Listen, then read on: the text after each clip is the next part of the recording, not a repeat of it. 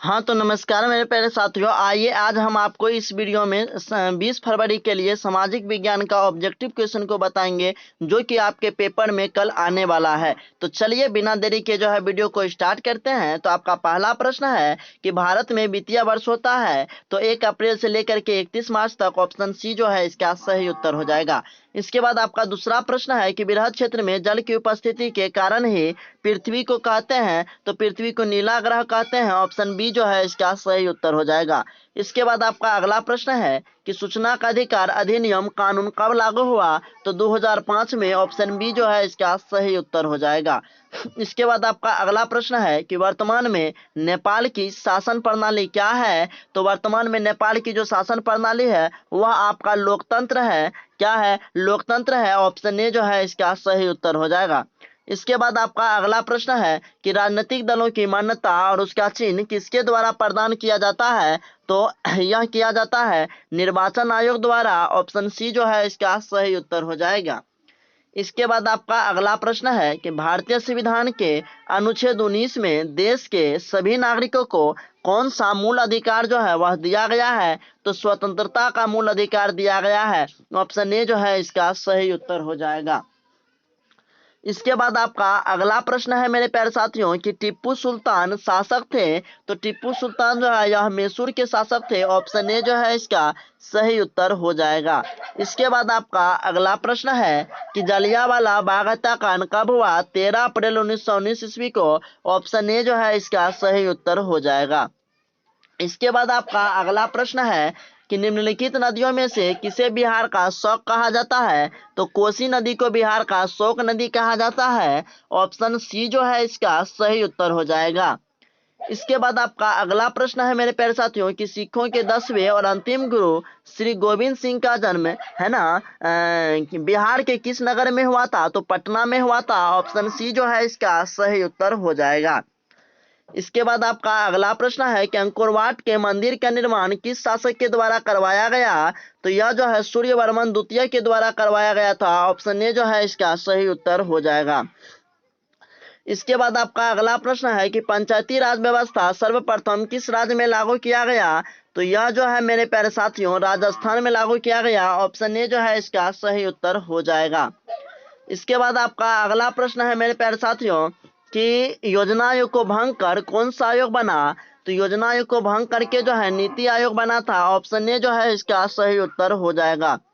इसके बाद आपका अगला प्रश्न है कि निम्न में से कौन बीमारू राज्य है तो यहाँ पर बिहार मध्य प्रदेश ओडिशा इनमें से सभी जो है बीमारू राज्य है। ऑप्शन डी जो है इसका सही उत्तर हो जाएगा। बीमारू बोले तो बी आई से बिहार, एम से मध्य प्रदेश, ए से असम, आर से राजस्थान और यू से ओडिशा होता है, याद रखिएगा। इसके बाद आपका अगला प्रश्न है भारतीय जनता पार्टी की स्थापना कब हुई किसको नहीं पता मेरे प्यारे साथियों 1980 ईस्वी में। ऑप्शन बी जो है इसका सही उत्तर हो जाएगा। कल का पेपर में तो आप लोग गर्दा गर्दा उड़ा देंगे, मुझे पूरा विश्वास है। इसके बाद आपका नेक्स्ट क्वेश्चन है कि अंतर्राष्ट्रीय महिला दिवस किस तिथि को मनाया जाता है तो 8 मार्च को। कितना आसान सवाल है मेरे प्यारे साथियों। इसके बाद आपका नेक्स्ट क्वेश्चन है कि यूरेनियम का प्रमुख उत्पादक केंद्र कौन सा है तो वह आपका जादूगोरा है। ऑप्शन डी जो है इसका सही उत्तर हो जाएगा। इसके बाद आपका अगला प्रश्न है मेरे प्यारे साथियों सुनामी कहाँ आती है तो सुनामी समुद्र में आती है। ऑप्शन बी जो है इसका सही उत्तर हो जाएगा।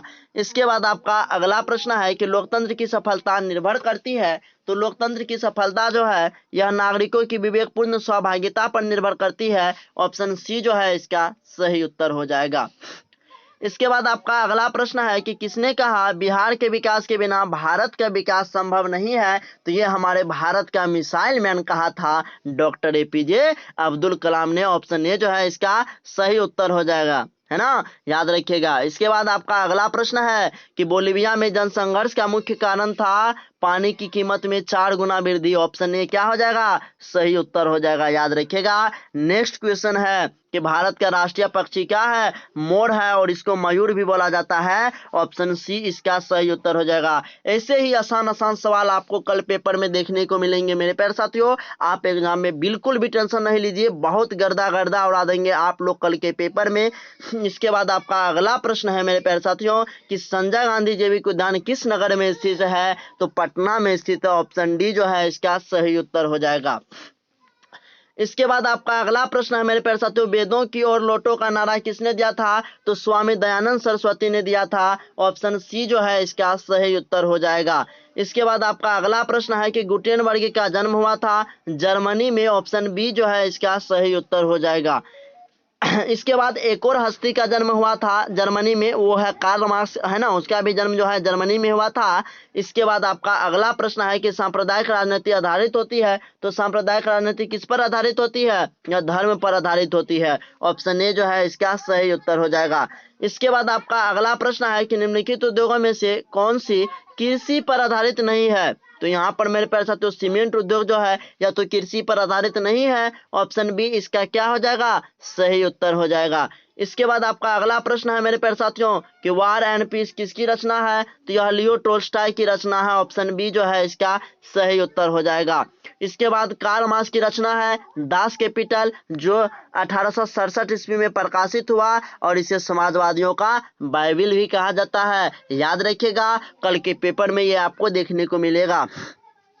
इसके बाद पूछता है चावल है, तो चावल खरीफ फसल है और कभी कभी कपास भी पूछा जाता है। याद रखिएगा, कपास और धान पूछे या चावल पूछे, यह जो है आपका खरीफ फसल है। इसके बाद अगर आपसे गेहूं पूछता है तो गेहूं जो है यह रबी फसल है। याद रखिएगा, कल के पेपर में ये दो में से एक सवाल आपको देखने को जरूर मिलेगा और मुझे विश्वास है कि आप पूरा का पूरा बना करके आइएगा।